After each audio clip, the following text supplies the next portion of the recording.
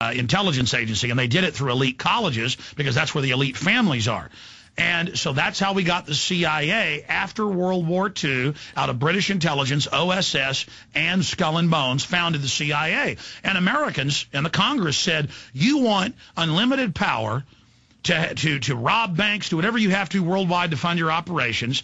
You want all this incredible power. Smedley Butler had just come out, the former Marine Corps, 2-time Congressional Medal. Was that really his name? Smedley Butler. That sounds like a name somebody makes up to make up an awful name. That's a terrible from a name. Cartoon, yeah. All right, I'm sorry.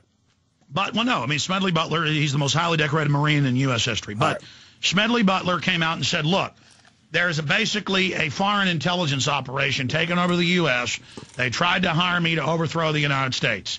And they said, we don't care, Smedley. We're setting it up. And they tried to hire him to be part of this. They wanted to just have a complete coup. But Smedley blew the whistle, so they just said, look, we'll just have a national security state.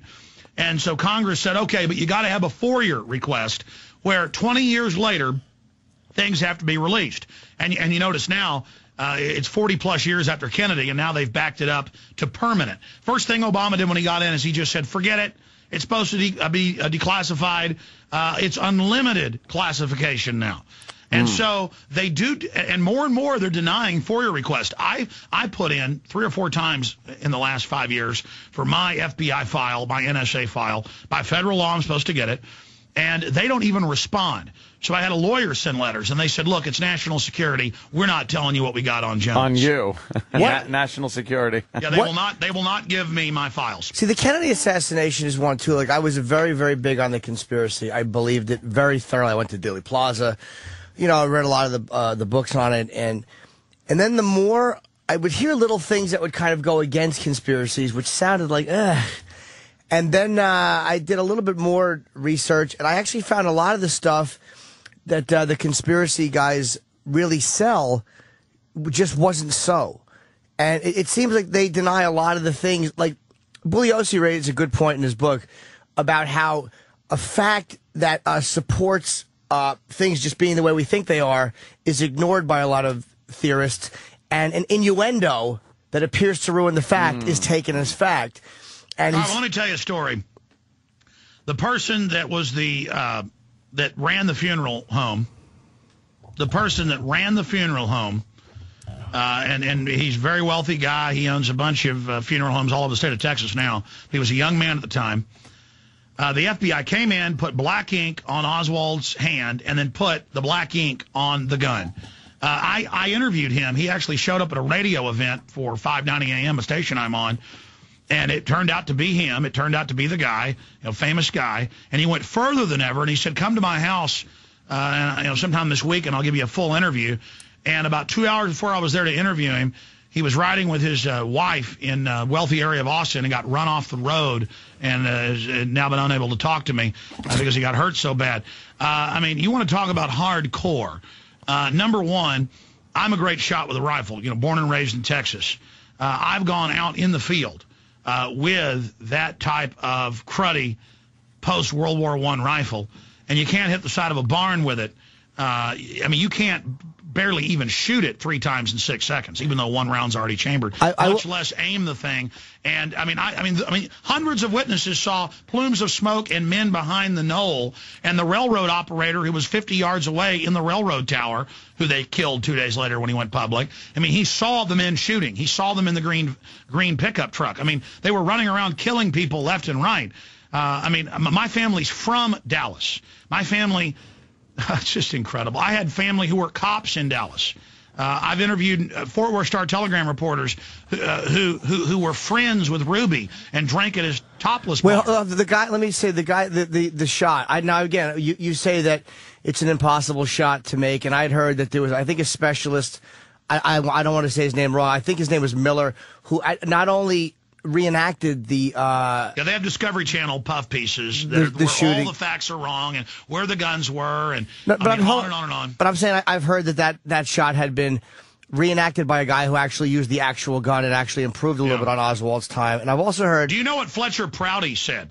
No, but he's the one, by the way, just so people know, he's the one that Mr. X Donald Sutherland's character. But I mean, Fletcher was based Prouty on. wrote The Secret Team. It's on record. He was the head of Black Ops for the entire Pentagon as liaison to CIA. And it's on, I mean, they had Lawrence Livermore Laboratory, even the Dallas Morning News, who's been one of the biggest absconders with the truth on the JFK assassination, 2 years ago had to admit that the government itself, but a subcompartment, did bullet fragment tests and found it wasn't the same bullet. I mean, do you know what happens if you fire a Full Metal Jacket bullet into water? It bends more than that did that shot through 2 people, 3 or 4 bones, and a car seat. I mean, do you know what happens to a hollow nose? A hollow nose comes out, a soft tip comes out better than when you shoot hard objects because it's able to bend quicker. If you shoot metal and bones with a Full Metal Jacket, it shatters. Okay, it shatters. The bullets shatter. Guys, go out and buy a brisket or buy a big side of beef that's got a bone in it and go out with a 30-06 at 100 yards away and shoot through the meat and the bone with a Full Metal Jacket round. And that Full Metal Jacket round is going to look like hammered crap. So why, let me ask you this. This is what doesn't make sense to me. Why go through all that? Like, they want to kill Kennedy. They want to use Oswald to do it. They wanted to do it in plain view no, so that hold everybody that could think would know we're the mafia. We've taken over America. It's a black op. Why? We rule any politicians that get in our Why face. not just kill Oswald? Why do you have him shoot J.D. Tippit? Why not just kill? Like, they can't be such geniuses and so capable of cover-up and yet make such glaringly easy-to-fix mistakes. Like, why allow Oswald to ever be taken in for questioning? Why not? I mean, again, if they could set all this up, you pen a phony suicide note and Oswald blows his brains out. That's a much why do you get Jack Ruby involved? That's a good point. For most of the experts I've talked to in the history, he got nervous, just like Tim McVeigh got nervous of being set up. Lee Harvey Oswald got nervous and didn't go where he was supposed to go. And it also turns out that, one of these other cops was a literal look-alike. I mean, it's now been declassified that, yes, he was at a U-2 spy base in Japan. Yes, he did have national security clearance. I mean, no one is allowed to defect to the Russians in the late 1950s, early 60s, and then come back to the United States. I mean, this guy had his address next to the FBI and the CIA in New Orleans. I mean, you've got, guys, listen, in any black op, in any big operation, they create an artificial fog of war. I'm surprised they didn't have a fat lady running around naked that day painting herself blue, with a paint roller. But again, I'm surprised they didn't have airplanes fly over and, throw ostriches out on top of the city. They always do confusing things to create confusion to where it gets so confusing that even good investigators can't ever figure out. But why make such a, sorry to interrupt you, Alex, why make such a glaring, because I've heard, again, I can't argue the bullet, because I don't know enough about the physics of it, but I've heard it debated.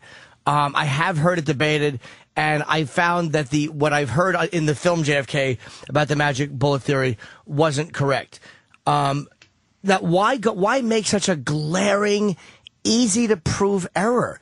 Like, it just doesn't make sense that these geniuses can be influential enough to set up the president, and they make that mistake. Sure. Look, let's just move on from the JFK assassination because I'll keep talking about it if you want, but over 90% of Americans now in polls, it was just 80% a few years ago, believe that the government's lying about what happened with JFK. And I understand then it becomes popular to be contrarian. And I've been trying to make a JFK film for 5 years, and it does become such a big quagmire, a tar baby, where, there's disinformation on both sides, there's lies on both sides.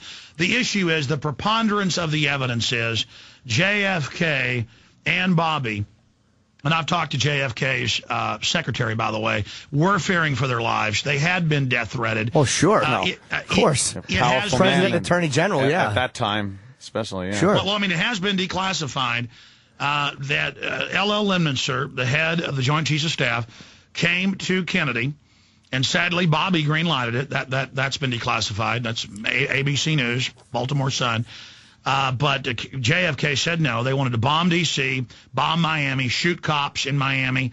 They wanted to attack U.S. military bases and claim that Cuban terrorists. They wanted to launch a fake war on terror. They even had in there it's called Operation Northwoods. Yeah. They even had in there ways to grab